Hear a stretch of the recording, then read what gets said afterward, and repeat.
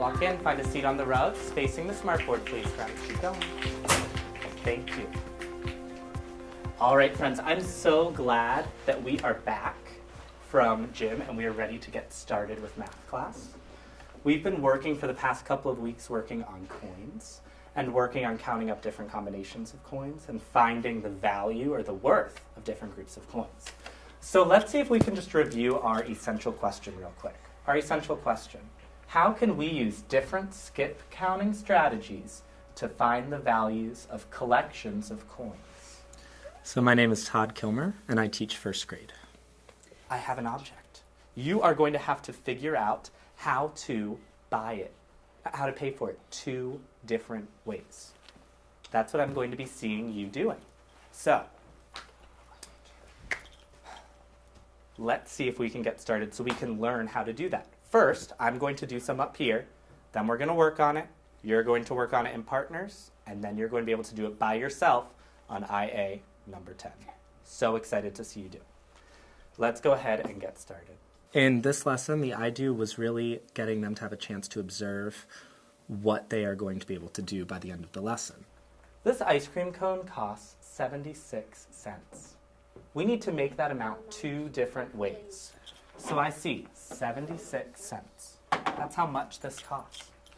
I'm going to think, how can I make 76 cents? I'm looking at all of the coins that I have that I can choose from. I know if I want to get up there really quickly, I could use a coin that's worth a lot. So I'm going to use the quarters. So watch me do it, and I want you to be thinking if I'm doing it the right way.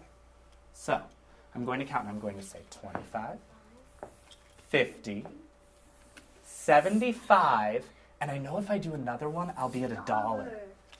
That's too much. It's too big. So I'm going to go back. So 25, 50, 75, stop.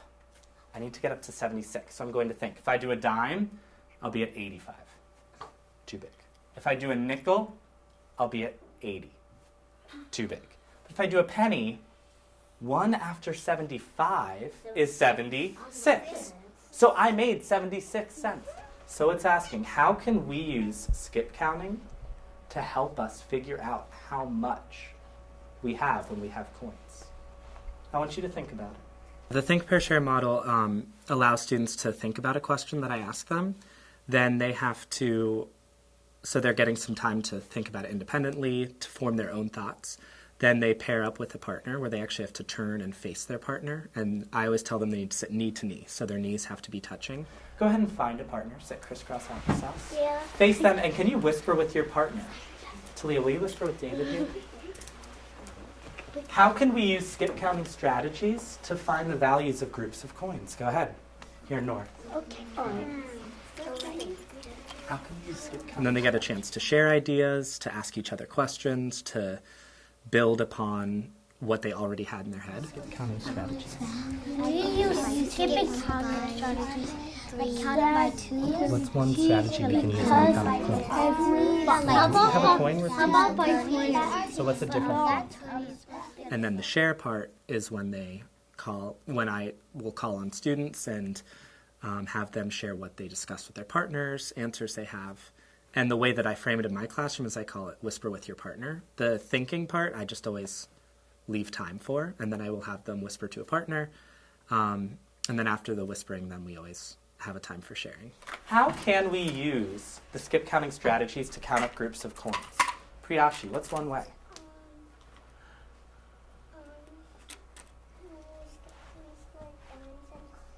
Yeah, when you count by dimes, what are you skip counting by? By 10. So you can count by tens when we use dimes. That's awesome. What's another way? Larry.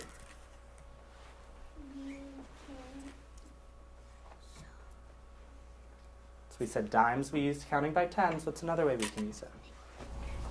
By counting by 1. When we use which coin? Penny. Pennies. Great job. We're taking the skip counting strategy and the coin and putting them together.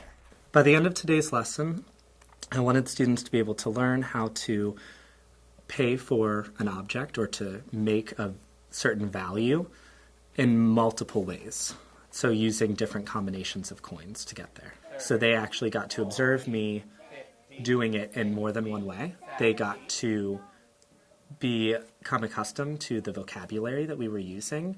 They got to become accustomed to the format that we're using. It's a way to expose them to everything so they can feel more comfortable when they're doing it by themselves, and so they clearly know what's expected of them. They'll be able to know exactly how to meet their objective because I'm showing them exactly.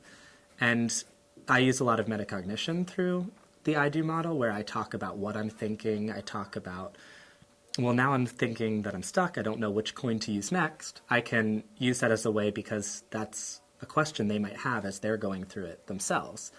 And so then they'll know strategies they can use when they're doing it independently. So I have some blanks. Let's go ahead and read it with the blanks and the numbers. So let's go. 1, 2, 3.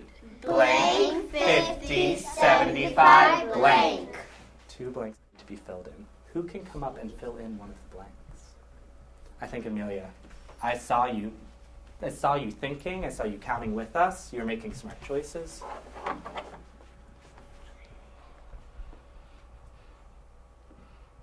Amelia, what are we counting by? You are so right. 25. We're counting by 25s. Let's go ahead and read what we have so far. Good job, sweetie.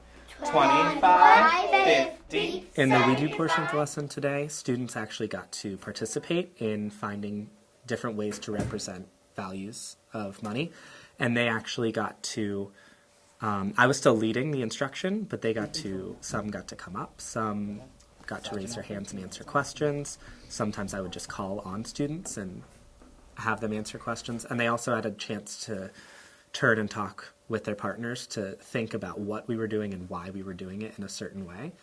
So it was getting them to start taking some ownership of the learning, but it was still in a very structured environment where I was supporting them so they knew exactly what was expected of them. 75. Then we had 95. He knew that we were counting by 10s because the 1 place was staying the same, the 10s place was changing, and he did 85. The last one's really tricky. Who can fill in this blank? Oh, it's so tricky. So easy. Brianna, come on up and do it. Go ahead, sweetie. Oh, that's so awesome. She went past our hundreds chart. So let's read it all together. 75, 85, 95, 105. Very good. Good job. Go ahead and kiss your brains.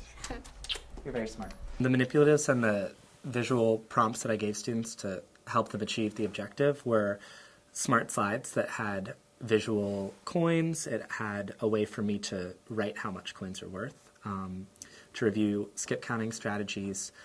It had a virtual hundreds chart that I could use to show different ways to get to a total amount. And then they also got to use the hundreds chart independently, so they had a way to organize their numbers so it wasn't just all in their heads. They could actually physically see it in front of them in an organized format.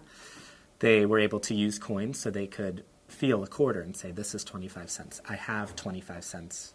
And so in this lesson, the You Do Together portion, they had a physical object in front of them with a price tag, and they had to find 2 different ways that they could pay for it with coins. I was able to go around and assist students that might have needed a little bit more support, and clarify and even extend for some students. Okay, so 10, 20, 21, 22, 23, 24, 25, 26, 27, 28, 29. We've made 29 cents. During the You Do portion, it's actually broken into 2 different pieces, so the You Do Together and the You Do Independently. The You Do Together is where they work in partners and they get to actually apply the skill that they're using, and they're pretty much doing it independently, but they have someone there who's supporting them. If they have questions, they can ask their partner. I'm going to write that. So 29, 29. We made it with 2 dimes. So I'm going to write D, P, 20, 50, 75. If their partner does it a different way, it exposes them to a different way of thinking that they might not have realized. If you have a student who really gets it, they have an opportunity to reteach to someone who might be struggling a little bit more. And then the You Do Independent portion is a chance for them to get to apply what they're learning by themselves, and so I can see what they've learned and if they can do it without any support. 10, 15, 20, 25, 30, 35, 40, 45, 50. It was pretty quiet while they were doing that, and they were just applying everything that they learned from the lesson by themselves to show me what they knew. Teaching is rewarding if you're willing to put in the work and if you're willing to make sure you are doing what's best for the children. And ultimately that's why all these teachers are here, is for their kids, to make sure they're learning and to get students to where they need to be.